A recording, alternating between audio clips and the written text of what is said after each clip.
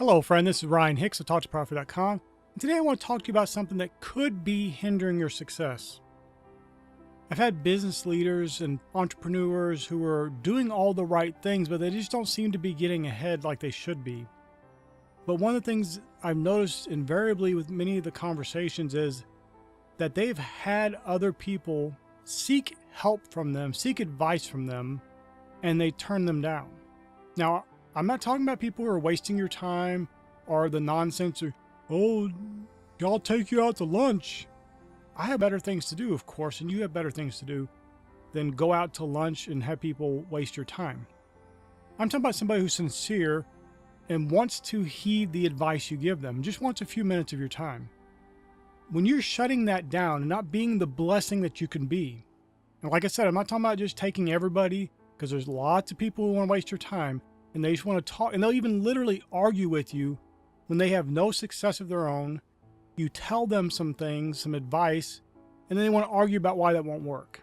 I'm not talking about those kind of people. Obviously, if somebody has proven to be a waste of your time, proven they don't care about your time, they don't value your time, they don't value their own time, they don't listen, that's a different story. Obviously, you don't want to invest time in those kind of people.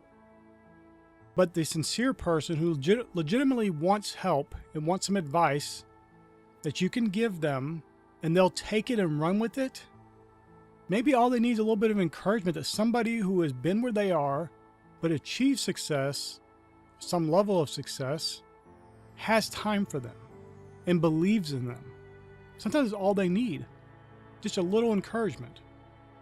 And I see in various businesses where people don't want to help someone because, well, they might be competition for me. If you're operating in that plane where you're worried about competition, you've already lost. Success is already out the window for you. Because you're not operating in the abundance of God and the opulence and luxury and infinite abundance of God Almighty. You're operating in the lowly, worldly plane of lack, scarcity, want, not enough. And when you're in that competition plane, that lack plane, that not enough plane, you're never going to get success. You have to think bigger, think abundantly, give, be a blessing, help other people. Listen, the reality is most people aren't going to do anything.